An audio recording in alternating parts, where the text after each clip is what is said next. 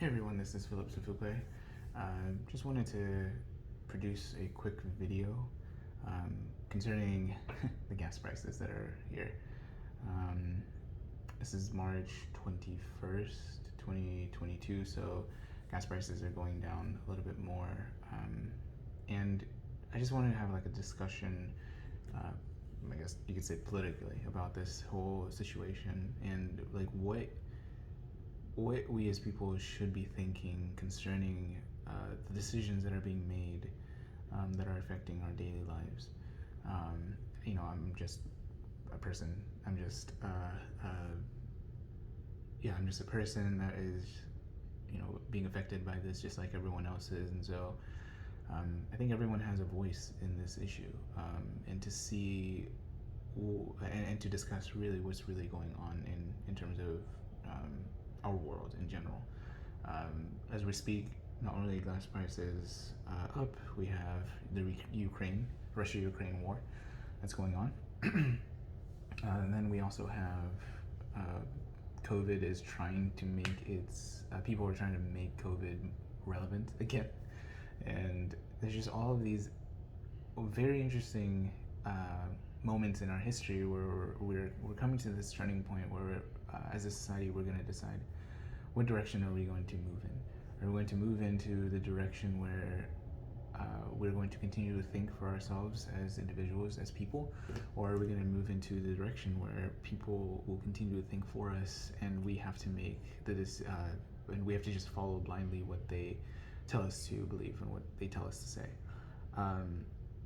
I'm on the former side. I prefer that you and I make the decisions that we need for ourselves.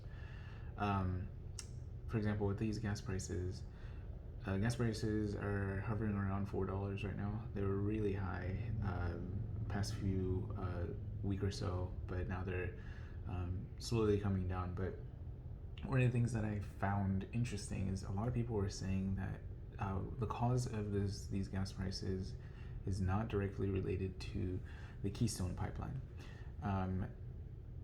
I wish that were true, and I wish that our government had better goals for us than just this one thing. But the Keystone pipeline was a symptom of issues, of many issues. When this current administration entered, I don't know how to phrase this. When the Biden administration entered into the scene, this is 2021, one of the first things that he did was he canceled the Keystone XL pipeline, which was going to be an extension to the Keystone pipeline that's already in operation. It's going to help with the oil that we receive from Canada, and it will help have basically a direct route for it to be refined. And so many people who oppose this pipeline were under the guise that it's going to be an environmental issue. Like, we need to move away from sustainable energy resources like wind and solar, and now and move toward those things, and then move away from oil and gas and whatnot.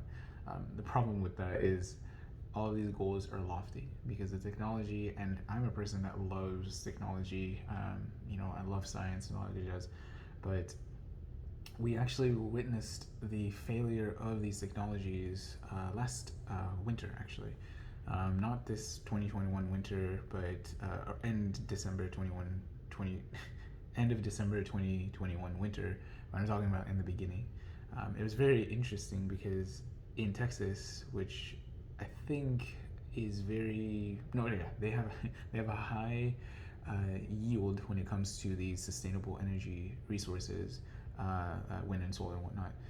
But the winter wiped out these energy resources, and so the demand, obviously in winter, is you need to continue heating up homes, you need to continue heating up businesses, and that shorted out their grid system in some areas. And one of the reasons is because they were moving away from non-renewable energy sources to renewable ones, and windmills froze, the sun stopped shining, so those energies were not producing as they were supposed to.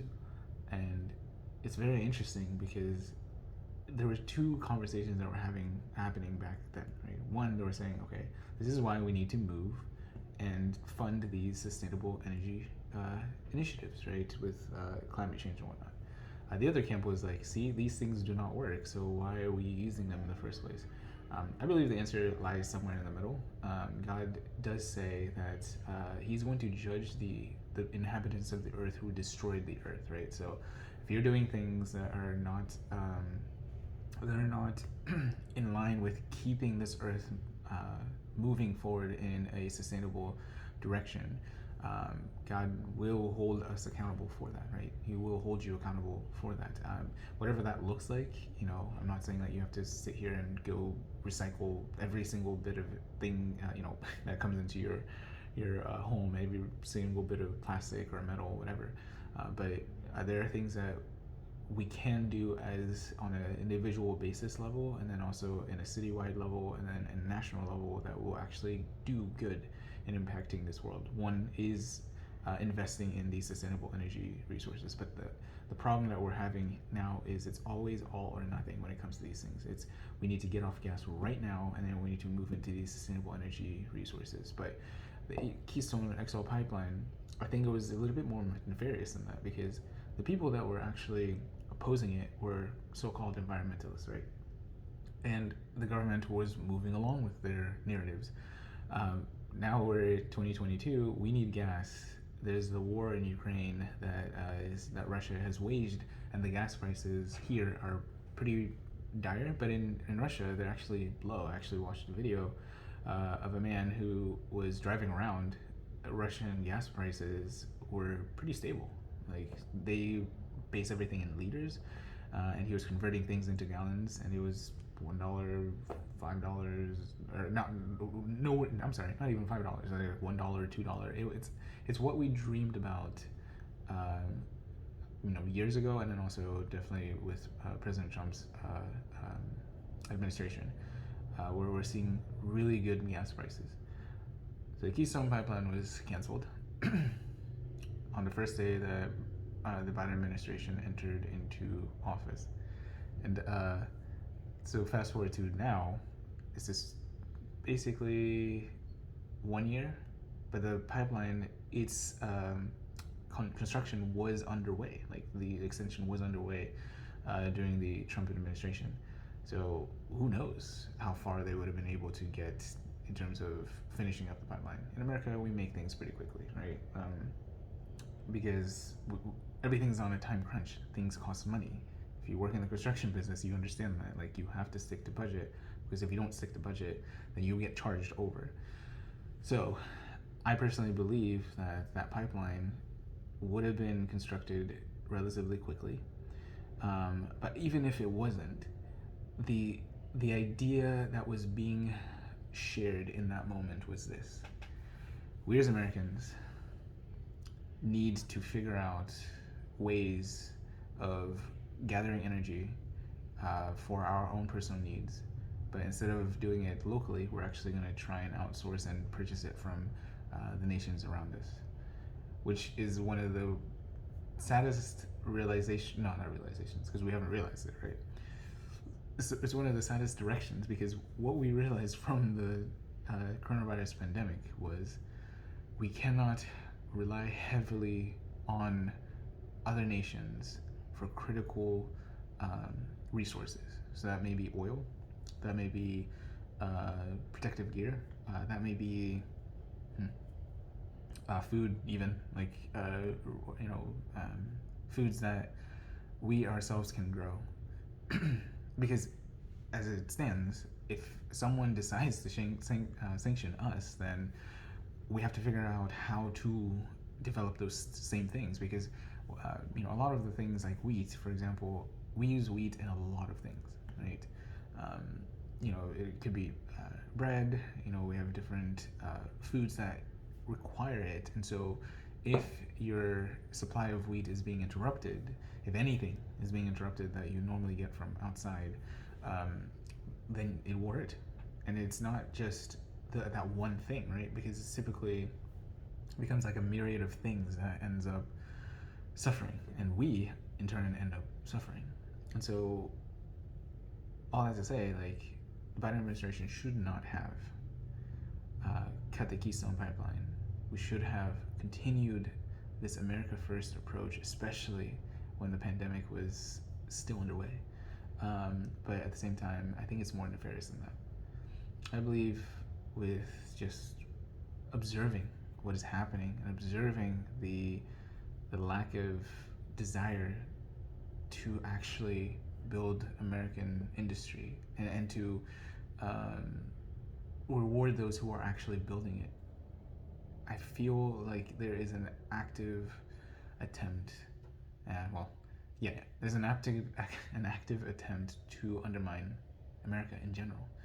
When it comes to energy, right, we need oil, so we're going to go to dictatorships like Venezuela. We're going to go to Saudi Arabia, different foreign governments, and it's like, what are we doing, right? How did we become this dependent on the world? When again, we just witnessed what dependency on other nations for these critical resources does to us. So, if you have that approach where you cancel the pipeline, where moving forward you try and bankroll failing initiative, or not failing, but companies that are not in line with your actual goals of sustainable energy. Take, for example, trying to electrify the American fleets of just regular commercial cars to public transportation, trying to electrify them, and you're avoiding saying specific companies. For example, Tesla. It took forever to acknowledge Tesla and Rivian and all these companies that are actually moving in the direction of what you want. But because you desire to please specific interest groups, it shows and it clouds everything. Take even, for example, because what are we talking about? We're talking about the undermining of American industry, American innovation, but America's independence. Because we need to continue to be independent, and also to continue to understand that all the things that we are experiencing, people are making decisions, and they can either own up to the outcome of these decisions, or they can blame other people for their outcome of these decisions. Take, for example, Afghanistan. That pullout was very embarrassing, and I think one of the reasons why Ukraine is being attacked right now. Because if we're going to show the world that we are not as strong as we once were, then the world's going to walk over us. We are going to be last. But the reason why it's not like this blanket takeover and ruin of America is, whenever you want to take and subdue someone, right? I was reading this in Matthew. If you want to take someone's possessions, you have to, it says, Matthew 12, I think. Yeah, Matthew 12. If you want to take the possessions of a strong man, you have to bind up the strong man, tie him up, and then you take his possessions. I think that's a lesson Jesus is trying to show us, to mean, if America is going to be subdued, you have to subdue its strengths, which is it prizes freedom, so you have to limit that, right? With lockdowns and mask mandates and vaccine mandates, you have to tie that. When it comes to energy, you have to reduce it on your front and outsource and purchase from other people. Be dependent on other people. When it comes to the truth, you have to tie up the truth, take what you want, and whatever is there, whatever and you basically now have the control on how the truth is delivered to the masses. I don't know, I'm just spitballing, because the whole point of this entire talk right now is for us to see what the truth is and to call it out, right? To call out the truth. And if you're a Christian, this is not to panic you, but this is to understand that the freedom that God has given you is truly up to you, right? It is for freedom that you've been set free, but do not use your freedom to gratify the flesh. And this is something that I personally struggle with in my own personal life, but I think that's why I'm talking to you guys. It's an individual goal for you to practice in your own daily life. Like, um, I'm going to continue to walk out the freedom that Jesus has given me and use that freedom to actually better myself and also the world. Because God continues to sanctify. We have to agree with that sanctification so we get better. But God gives us tasks, right? He says that we're to subdue and cultivate the earth. Cultivate it to make it in line with the desire that God wants for it, or even just personally our own desires. Like, we are given that power, we're given that authority by God.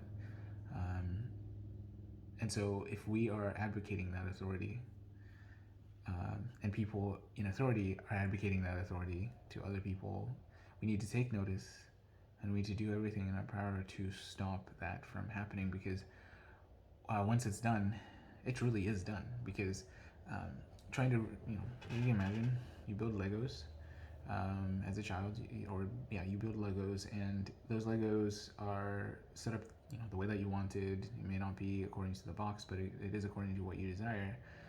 And all of a sudden, someone comes in and just wrecking balls the heck out of those Legos.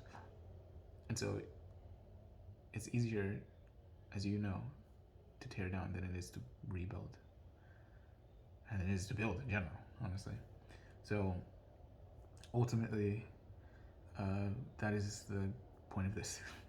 This is just going to be just a normal conversation. I don't know how this is going to transpire. This idea was actually from my sister. She's like, I have all these like thoughts and these commentaries on these topics, and it's like, share it. You know what I mean? She's like, share. So I'm like, okay. So,